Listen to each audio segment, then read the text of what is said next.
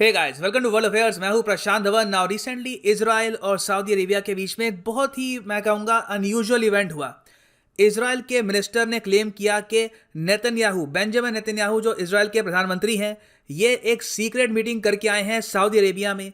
और यहाँ पर ये अकेले नहीं थे, इनके साथ मोसाद के भी चीफ थे और ये दोनों मिले मोहम्मद बिन सलमान से। अब जैसे ही सऊदी अरेबिया ने ये जो रिपोर्ट्स हैं सुनी, उन्होंने डिनाई किया कि नहीं, ऐसा कुछ भी नहीं हुआ है। और अगेन ये जो इवेंट है, इसका काफ़ी बड़ा मैं कहूँगा एक इम्पैक्ट पड़ता है पूरे रीजन पर, पूरे मिडिल ईस्ट पर। यहाँ पर आप देखोगे एजुकेशन मिनिस्टर जो है इजराइल के योआव गैलेंट, इन्होंने ये कंफर्म किया अपनी साइड से। ये भी एक मिनिस्टर हैं नेतन्याहू के। इन्होंने कहा है कि बिल्कुल बेंजामिन नेतन्याहू सऊदी अरेबिया गए, वहाँ पर इनकी मीटिंग हुई है मोहम्मद बिन सलमान से और यहाँ पर मोसाद के चीफ भी शामिल थे। और कुछ और आप आर्टिकल्स आप अगर पढ़ोगे फ्रॉम इजरायली न्यूज़ एजेंसी, तो वो ये भी क्लेम कर रहे हैं कि यहाँ पर बात हो रही है एक लार्जर डिफेंस एग्रीमेंट की between Israel and Saudi Arabia. मगर जैसे ही ये रिपोर्ट्स आती हैं फ्रॉम इजराइल, सऊदी अरेबिया के foreign affairs minister categorically deny करते हैं कि ऐसी कोई भी मीटिंग नहीं हुई। यहाँ पे आप देख पाएंगे बीबीसी का आर्टिकल है, Saudi Arabia denies crown Prince held secret meeting with the Israeli prime minister. और यहाँ पे एक बहुत ही इंपॉर्टेंट ट्वीट है बाय फैसल बिन फरहान। ये है विदेश मंत्री किंगडम ऑफ सऊदी अरेबिया के। ये कह रहे हैं कि मैंने देखा है उन रिपोर्ट्स को जहां पर यह बताया जा रहा है कि एक मीटिंग हुई है सऊदी अरेबिया के क्राउन प्रिंस मतलब के मोहम्मद बिन सलमान और इजरायली ऑफिशियल्स के बीच में during the recent visit of secretary Mike Pompeo.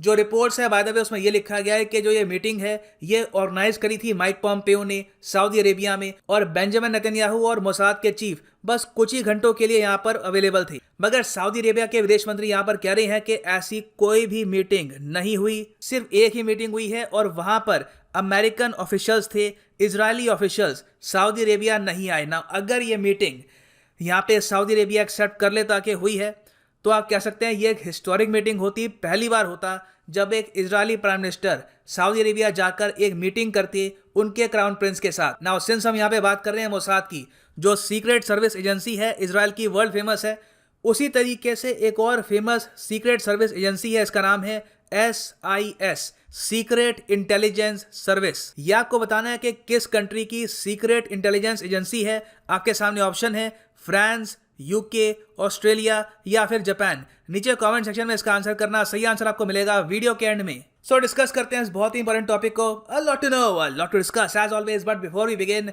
आप किसी भी एग्जाम की तैयारी कर रहे हैं, चाहे आप एक SSC एस्पिरेंट है, bank aspirant, railways, IIT, GATE, any examination, UPSC optional की आप प्रिपरेशन करना चाहते हैं, तो यूज कर सकते हैं आप कोड PD10 और सीधा आपको एक मैसिव डिस्काउंट मिलेगा 10% का। यहाँ पे आप देखेंगे ये है original price at Unacademy's website और ये है डिस्काउंटेड प्राइस जो आपको मिलेगा PD10 यूज करने के बाद। So use PD10 and save money. By the way, आप पेमेंट यहाँ पे कर सकते हैं UPI, net banking, cards, wallets, बहुत से मेथड्स हैं यहाँ पर पेमेंट करने के। ना जो डायनामिक्स है between the kingdom of Saudi Arabia और इजराइल, ये बहुत ही स्पेशल है। सऊदी अरेबिया एक देश है जिसकी आबादी है 3 करोड़ 40 लाख के आसपास। इजराइल एक देश है जिसकी आबादी है ऑलमोस्ट 90 लाख। मगर दोनों कंट्रीज के ऑफिशियल डिप्लोमेटिक रिलेशंस हैं नहीं। डोनाल्ड ट्रंप ने बहुत कोशिश करी अपने टेन्योर में कि सऊदी अरेबिया भी रिकॉग्नाइज कर दे इजराइल को, मगर सऊदी अरेबिया ने किसी तरीके से जो प्रेशर है ये रेजिस्ट किया। हाँ, कुछ और जो आसपास के छोटे देश हैं जैसे कि बहरीन, UAE, इन्होंने for the time being relations establish कर दिए हैं इजराइल के साथ। अगर शायद डोनाल्ड ट्रंप एक सेकंड टर्म जीत जाते, जो बाइडेन को वो हरा देते, तो सऊदी अरेबिया पे और प्रेशर आता टू रिकॉग्नाइज इजराइल। मगर इवन दो सऊदी अरेबिया और इजराइल के कोई डिप्लोमेटिक रिलेशंस नहीं है, ओवर द इयर्स बहुत सी न्यूज रिपोर्ट सामने आई हैं जहां पर यह क्लेम किया गया है कि दोनों कंट्रीज की जो इंटेलिजेंस एजेंसीज हैं ये आपस में मिलकर कई मिशंस पे काम कर चुकी है और कोऑपरेशन भी इंटेलिजेंस एजेंसीज की काफी हाई है। और bye the way, Saudi Arabia की जो इंटेलिजेंस एजेंसी है, जिस तरीके से इंडिया में है रॉ, पाकिस्तान में ISI, उसी तरीके से इनके यहाँ है GIP, मतलब के general intelligence presidency, Saudi Arabian intelligence agency. तो GIP और मोसाद की जो कोलैबोरेशन है, इसको लेकर बहुत सी रिपोर्ट्स आपको मिलेगी ऑनलाइन, मगर ये अनकन्फर्म रिपोर्ट्स हैं। कभी भी इजराइल की सरकार और सऊदी अरेबिया की गवर्नमेंट ने ऑफिशियली कंफर्म नहीं किया कि उनकी सीक्रेट सर्विस एजेंसीज आपस में मिलकर काफी बार काम कर चुकी हैं। मगर रिसेंटली 2020 में, सितंबर 2020 में जो मोसाद के चीफ हैं, यहाँ पे आप देख पाएंगे आर्टिकल है of the times of Israel, Mossad के चीफ का नाम है योसी कोहेन। इन्होंने क्लेम किया है कि बिल्कुल in the future Saudi Arabia के साथ जो टाइज हैं ये नॉर्मलाइज हो सकते हैं, और इन्होंने ये भी इंडिकेशन दी कि ऑलरेडी हमारे काफ़ी कॉपरेशन है वेरियस इश्यूज को लेकर। हालांकि इन्होंने किसी मिशन, किसी पर्टिकुलर रीजन का नाम नहीं लिया, मगर इन्होंने इंडिकेशन दे दी कि in the future Saudi Arabia के साथ रिलेशंस हमारे नॉर्मलाइज हो सकते हैं। अब यहाँ पे क्वेश्चन ये आएगा कि सऊदी अरेबिया और इजराइल दोनों कंट्रीज ने एक टाइम पे वॉर स्टार्ट कर दी थी, आपको याद होगा द 6 डे वॉर, जहाँ पर सऊदी अरेबिया ने एक कोलिशन बनाया था अरब कंट्रीज का और अटैक किया था इजराइल को। अनफॉर्चुनेटली फॉर सऊदी अरेबिया ये लोग वो वॉर हार गए और इजराइल वो वॉर जीत गया। तो वो सब जो वॉरफेयर का दौर था, क्या दोनों कंट्रीज भूल चुकी हैं? तो मैं कहूँगा इनके पास एक रीज़न है। मुझे ये नहीं पता कि जेन्युइनली यहाँ पे कॉपरेशन हो रही या नहीं हो रही, क्योंकि मैंने आपको बताया कि सारी जो रिपोर्ट्स हैं दे आर अनकन्फर्म्ड, और ऑफ कोर्स मोसाद के चीफ ने जो भी कहा है ये बस इजरायली स्टेटमेंट है। सऊदी अरेबिया की तरफ से इस टाइप की जो स्टेटमेंट है सुनने को नहीं मिलती। मगर मैं आपको ये बताऊंगा कि इजराइल और सऊदी अरेबिया का एक कॉमन इंटरेस्ट है, और वो है ईरान को कंटेन करना। क्योंकि ईरान जो 8 करोड़ 20 लाख की आबादी का देश है, ये एक बहुत ही इंपॉर्टेंट जियोपॉलिटिकल पोजीशन पे बैठा है। इसका एक्सेस है to the Caspian sea, Turkey, Afghanistan, Pakistan, और अगर इन द फ्यूचर ईरान पर जो सैंक्शंस हैं यूएस के हट जाते हैं, इन पर आज़ादी होती है कि ये natural gas, oil, India, Japan, various जो कंट्रीज है, साउथ कोरिया, इनको सेल कर पाएं, तो ईरान बहुत ही जल्दी राइज करके सऊदी अरेबिया को टक्कर दे सकता है रीजन में इन्फ्लुएंस के लिए। तो सऊदी अरेबिया नहीं चाहता कि किसी भी कीमत पर ईरान राइज करे और सऊदी अरेबिया की जो डोमिनेंस है इस रीजन में इसको चैलेंज करे। इजराइल ऑब्वियस सी बात है इस बात को लेकर काफ़ी नाराज़ है कि ईरान सपोर्ट करता है हिजबुल्लाह को और उसके अलावा बहुत सी प्रॉक्सीज को अगेंस्ट इजराइल, और इन्होंने ओपनली कहा है काफ़ी बार कि इजराइल को हम एक्सेप्ट करेंगे नहीं, और जो हमारे न्यूक्लियर वेपन्स हैं दे आर फॉर इजराइल। तो इजराइल का जो यहाँ पे इशू है with Iran, it is an issue of survival. So common interest तो एग्जिस्ट करता है, मगर क्या दोनों कंट्रीज़ ने ये कॉमन इंटरेस्ट एक्नॉलेज किया है? देखिए, सिटिंग मिनिस्टर ने तो एक्नॉलेज नहीं किया, मगर इनके फॉर्मर डिफेंस मिनिस्टर ने एक्नॉलेज किया है। इजराइल के एक बहुत ही फेमस फॉर्मर डिफेंस मिनिस्टर हैं, इनका नाम है मोशे याअलोन।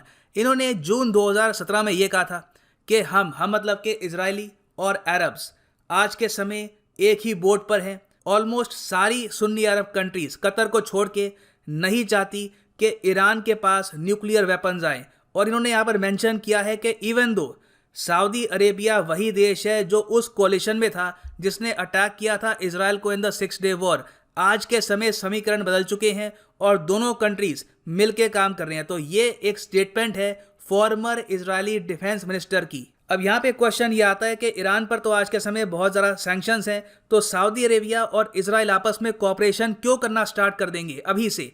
इसका रीज़न है जो बाइडेन ने ओपनली ये कहा है कि मैं चाहता हूं कि ईरान की जो न्यूक्लियर डील है ये वापस रीइंस्टेट हो। इस इशू को लेकर सऊदी अरेबिया बहुत ही ज़्यादा नर्वस है। रिसेंटली सऊदी अरेबिया के जो एम्बेसडर हैं टू द यूनाइटेड नेशंस, इन्होंने ओपनली कहा, यहाँ पे आप देख पाएंगे आर्टिकल है, nobody should be naive enough to rejoin Iran nuclear deal including the Biden administration। इन्होंने ये कहा है कि कोई भी इतना मूर्ख नहीं होगा कि जो न्यूक्लियर डील बराक ओबामा ने बनाई थी वैसी ही न्यूक्लियर डील फिर से ईरान को ये ऑफर करें। तो सऊदी अरेबिया ने ओपनली यहाँ पर क्या दिया है एट यूएन लेवल कि हम लोग एक्सेप्ट नहीं करेंगे इस टाइप की डील, और अगर होती है तो ये हमारे इंटरेस्ट के खिलाफ होगा। मगर जो बाइडन यहाँ पर ये मानते हैं कि अगर रीजन में पीस कायम करना है तो उसके लिए इम्पॉर्टेंट है कि ईरान न्यूक्लियर डील को वापस रीइंस्टेट किया जाए, जिस डील को डोनाल्ड ट्रंप ने ख़त्म कर दिया था और ईरान पर सैंक्शंस इम्पोज कर दिए थे,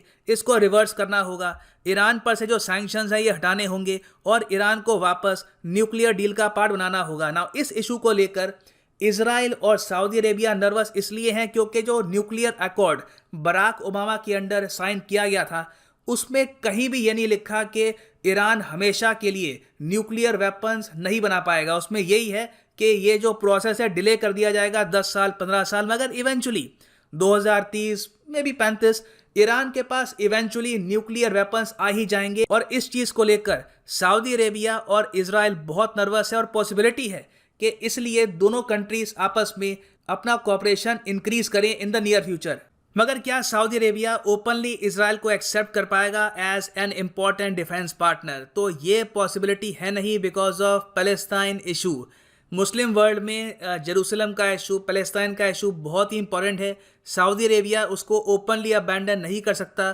तो जब भी ऐसी रिपोर्ट्स आएंगी कि बेंजामिन नेतन्याहू सऊदी अरेबिया गए हैं, वहाँ पे मोसाद के चीफ भी थे, तो ऐसी जो रिपोर्ट्स हैं इसको सऊदी अरेबिया डिनाई ही करेगा, क्योंकि ओपनली ये इजराइल के साथ एक अलायंस घोषित नहीं कर सकते। अगर सऊदी अरेबिया रहना चाहता है the leader of the Muslim world, तो उनको कहीं ना कहीं एक एंटी इजराइल स्टांस रखना होगा और इजराइल को एज ए कंट्री रिकॉग्नाइज भी नहीं करना होगा। मगर इससे जो रीजन की जियोपॉलिटिकल रियलिटीज़ है ये चेंज नहीं होगी। सो वापस चलते हैं अब अपने क्वेश्चन के पास।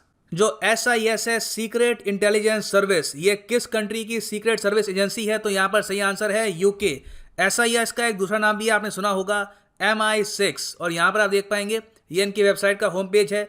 We work overseas to help make United Kingdom a safer and more prosperous place. So इसी नोट के साथ वीडियो करते हैं खत्म। उम्मीद करता हूँ काफी आपको क्लैरिटी मिली होगी, जानने को मिला होगा।